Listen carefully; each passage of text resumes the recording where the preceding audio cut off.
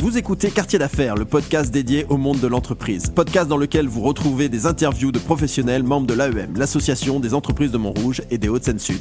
L'AEM, lieu privilégié du networking des hommes et des femmes d'entreprise, dirigeants et entrepreneurs souhaitant se retrouver pour échanger sur des sujets en lien avec leur activité. Conférences, optimisation des liens économiques et recommandations d'affaires dans un environnement empreint de convivialité, voilà la recette de l'AEM. Ce podcast a pour objectif de présenter la centaine d'entreprises que compose ce club. Nous parlons de leur histoire, leur activité, leur business, leur actualité et leurs projections, en gardant un axe fondamental, l'humain. Car comme l'a si bien dit Antoine de Saint-Exupéry, la grandeur d'un métier est avant tout d'unir les hommes.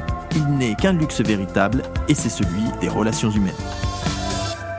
Et pour ce nouvel épisode de Quartier d'affaires, j'ai le plaisir d'être accompagné de Eva Monet. Bonjour Eva. Bonjour Geoffroy. Eva, tu es dans une entreprise qui est une entreprise phare française que l'on connaît à l'international. Une entreprise qui fête ses 140 ans cette année, c'est les Papiers d'Arménie. Tout à fait. Alors on connaît tous les Papiers d'Arménie, mais concrètement, qu'est-ce que c'est que les Papiers d'Arménie ? Alors déjà, c'est donc la société Le Papier d'Arménie. D'accord. Parce que c'est vrai que j'insiste toujours un peu c'est là-dessus. important, bien sûr. Non, parce qu'en fait, Papier d'Arménie, c'est devenu, les gens pensent que c'est un générique. Et nous, on insiste bien. C'est la société. Voilà, c'est le nom de la société. C'est une marque déposée. Et en fait, la société Le Papier d'Arménie fabrique et donc commercialise ce qu'on appelle du papier parfumé à brûler. Voilà. Depuis 1885, c'est incroyable. Ouais. Alors, est-ce que la recette a changé ? Est-ce qu'en 1885, c'était déjà ça ? Est-ce que c'est quoi l'histoire de l'entreprise ? Alors, en fait, l'histoire de l'entreprise, donc c'est la rencontre de deux personnes, Henri Rivier et Auguste Ponceau, qui, pendant un voyage en Arménie, ont découvert que les Arméniens faisaient brûler une résine de benjoin. Le benjoin, c'est ? Le benjoin, c'est une résine en fait qu'on trouve sur un arbre. L'arbre, entre guillemets, saigne et ces petites résines, soit ce benjoin est récolté. Et comme un encens, en fait, les Arméniens donc le faisaient brûler. D'accord. Alors eux, à l'époque, disaient pour assainir en cas d'épidémie, de grippe et autres. Nous, c'est vrai qu'aujourd'hui, c'est plus non. Non, nous on parfume, on désodorise. Ce qui est déjà bien. Mais, voilà, on va pas dire autre chose. Et ils ont ramené ça, donc cette idée-là d'Arménie. Cette idée du benjoin, voilà, des senteurs. Et puis il y avait un peu la mode aussi de tout ce qui était oriental. Et avec une recette, on va dire magique, une recette secrète que je ne connais pas moi-même. Alors ça, c'est vrai, c'est une recette vraiment magique, vraiment très secrète, et très peu de personnes la connaissent. Voilà. Comment t'expliques que depuis 1885, le papier d'Arménie existe ? En fait, le papier d'Arménie était utilisé principalement, je crois, en France. Oui. Et en fait, c'est surtout l'arrivée de Madame Schwartz dans l'entreprise. Oui. Qui est la dirigeante de l'entreprise. Voilà, qui est l'arrière-petite-fille d'Henri Rivier, le fondateur. Donc, entreprise familiale depuis la création. Tout à fait. Et c'est vrai qu'elle a vraiment boosté l'entreprise. Elle est arrivée en 1993. D'accord. Et elle a développé vraiment fortement la marque, la notoriété, et surtout l'entreprise. Donc jusqu'à son arrivée, n'avait que le carnet qu'on appelle aujourd'hui carnet tradition, anciennement on va dire carnet triple pour les anciens qui se souviennent de ce temps-là. Et en fait, c'est surtout aussi sa rencontre avec Francis Kurdzian, qui est un Arménien, un parfumeur très renommé, qui est venu vers elle pour lui proposer une collaboration. Et ils ont créé ensemble un carnet qui était à l'époque le carnet Année de l'Arménie, justement pour l'année du pays. Et cette senteur qui on pensait peut-être éphémère, finalement est restée parce que les personnes l'ont adorée. Et de ce fait, après, on a créé une deuxième senteur qui est la rose. Donc aujourd'hui, nous avons trois senteurs différentes. Voilà. Et qui ont été aussi déclinées en bougies. Et puis le format, en un coup d'œil, on reconnaît, tout à très fait. clairement. Oui, on a un code couleur aussi avec le jaune, etc. Mais c'est vrai que les bougies sont très, très donc on très peut se appréciées. procurer des bougies de papier d'Arménie. Très grande qualité, faites aussi avec le parfumeur Francis Kurdzian. Il n'y a pas de vente directe, c'est systématiquement distributeur. Oui. Donc il suffit. On a le site internet papierdarménie.fr. Ouais. Mais c'est vrai que nous, on préfère qu'il y ait encore des boutiques dans les rues. Mais tu peux acheter sur le site internet ? Tout à fait. Ah ok, donc on peut acheter les bougies sur papierdarménie.fr. Tout attaché, c'est vrai que papier le d'Arménie. carnet, on le trouve vraiment partout. Oui, alors ça partout. On a des réseaux, pharmacie, le bio, le jardinage. Mais dans le monde entier. C'est-à-dire que entreprise basée à Montrouge, on le rappelle, dans les Hauts-de-Seine, proche de Paris, et tu peux aller dans dans le monde entier, tu vas tomber à un moment donné sur un canet de papier d'Arménie et l'expérience un petit peu sympa de retourner et de voir écrit derrière 92 120 Montrouge. Oui, alors le monde entier, génial. on va dire que principalement, il y a l'Europe. Ouais, On a surtout le Japon, d'accord. comme gros client japonais. Et puis depuis peu, de plus en plus, les États-Unis. Oui, parce que je l'avais vu sur un précédent voyage Tout à il y fait. a un an ou deux. Depuis quelques années, il y a il y a une bonne demande. Et l'export, c'est un des objectifs, c'est de le développer. De le développer. Et de toute façon, ça se développe depuis quelques années.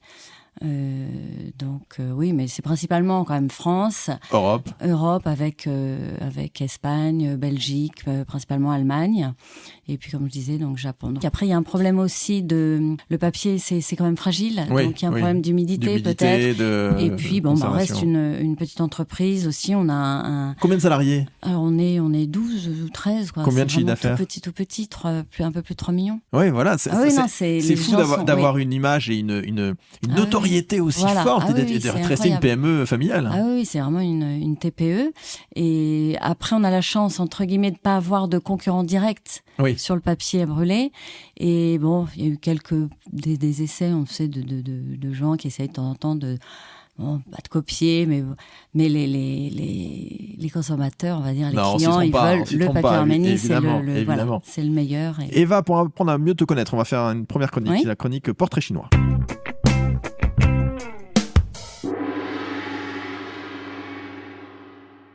Eva, si tu étais un lieu de vacances, tu serais quoi? Tout ce qui est autour de la plage. Ok, donc plus mer. Ouais, plus mer. Plus mer. Si tu étais un pays, mais pas la France? Peut-être l'Espagne ou l'Italie. D'accord, tu parles espagnol? Je parle espagnol, oui. Donc ça aide. Si tu étais un animal? Un animal, alors là, aucune idée. Moi, le papier d'Arménie, je joue avec un chat. Un chat, tu sais, où t'as les domaines d'Arménie, t'es là, tu prends ton café, t'as le chat à côté. C'est sûr que il y a un côté comme ça. Oui, il y a un peu cocooning. Si t'étais un sport? Je fais du pilates. Ah bah il y en a qui me disent que c'est pas du sport. Faites-le. Voilà. Et si t'étais une odeur? Une odeur, à part le papier d'Arménie. Tu peux, si tu as le droit. C'est une réponse. J'aime bien le bleu Arménie, justement. Ok, très bien. Eva, toi, tu es dans l'entreprise depuis quand? Ça va faire, je crois, 15 ans déjà. Ah oui, quand même. Et comment t'es arrivée au papier d'Arménie? Alors c'est une histoire incroyable, c'est-à-dire que moi j'étais pas du tout. Je travaillais avant pour un hebdomadaire de voitures. T'étais dans les médias. Le Leader, voilà. Ah oui, rien à voir. J'étais responsable communication de ce journal, donc radio, affichage et autres. Et à la naissance de mon 3e enfant, j'ai fait un congé parental. J'en avais un petit peu assez aussi de faire ça. Donc j'ai fait une pause et le hasard a fait que Papier d'Arménie cherchait quelqu'un 2-3 jours par semaine pour épauler donc la responsable que je remplace, on va dire, aujourd'hui. D'accord. J'ai répondu, je me suis présentée et ça s'est fait. C'était bien pour avoir un mi-temps par rapport à justement mère de famille, 3 enfants. C'était parfait, à 5 minutes de chez moi, puisque donc je suis montrougienne. Et donc, je suis restée là et je m'y plais énormément. Et donc, aujourd'hui, ta fonction, c'est quoi? Comme dans une TPE, on fait un peu de tout. Ouais, donc, dans le bureau, on est deux. On va dire, je suis aussi bien... je suis l'assistante de Madame Charge dans le sens où c'est aussi bien le commercial que la communication. Le développement. Un petit peu de tout, puisqu'en fait, je suis un peu le lien avec l'extérieur. Donc, que ça soit vraiment le client lambda, que ça soit un grossiste, quelqu'un à l'extérieur. Voilà. Donc en fait, c'est assez varié. Et puis après, il y a le suivi ADV, les choses du quotidien avec l'atelier. Si on se projette, les enjeux, les objectifs de Mireille Schwartz, que l'on salue, et de son équipe pour les 4-5 ans à venir sur le papier d'Arménie, c'est quoi? Alors je dirais que c'est, comme on disait, c'est continuer l'export. Essayer puisque c'est vrai qu'en France aujourd'hui, je dis pas que c'est saturé, mais c'est vrai qu'on est tellement bien représenté partout. Je pense que le développement peut se faire plutôt à l'étranger. Et puis on souhaiterait aussi peut-être rajeunir la cible, puisqu'en fait c'est une marque qui se passe de génération en génération. C'est toujours sympa d'être contacté par des gens qui disent je vous connais par ma mère, etc. Mais donc il faut pas oublier. Alors rajeunir, évidemment, on va pas être dans 15 ans, mais d'être sur du 25-35. Bon, on y est déjà. Et donc là, on a une ambition de développer notamment tout ce qui est un petit peu réseau. On n'était pas très très actifs, donc Insta, etc. quoi. Alors, justement, pour conclure, on trouve le papier d'Arménie sur papierdarménie.fr. Voilà, donc, et tout attaché. Donc, il y a une page Facebook. Okay. Et le papier d'Arménie aussi sur Instagram. Et donc on trouve sur Instagram papier d'Arménie, et à la fois pour voir... Donc, c'est le papier d'Arménie, oui, officiel, parce que c'est vrai qu'il y a toujours des petits rigolos. Ah bah oui, évidemment, quand on a une marque connue comme ça et reconnue. Eh bien écoute, merci à toi Eva, et merci parce que quand on n'habite pas loin du papier d'Arménie, il faut savoir que ce qui est extraordinaire, c'est que c'est l'odeur de la ville. Et aujourd'hui, quand vous arrivez à Montrouge, cette magnifique ville du 92, et ben quand tu rentres dans Montrouge, tu sens en fonction des heures et de production, j'imagine, tu sens cette odeur dans l'air de papier d'Arménie, et tu sais que tu es dans la ville du papier d'Arménie. Tout à fait. Ça, c'est formidable. Donc merci pour ça. Nous espérons que cet épisode vous a plu. Retrouvez-nous sur votre plateforme de streaming préférée. Si vous avez aimé ce podcast, notez-le, 5 étoiles c'est mieux, et partagez-le. Si vous êtes une entreprise montrougienne ou des Hauts-de-Seine-Sud, visitez le site internet de l'AEM, www.entrepriseaupluriel-montrouge.net, ainsi que ses réseaux sociaux. À très vite pour le prochain épisode du podcast de l'AEM.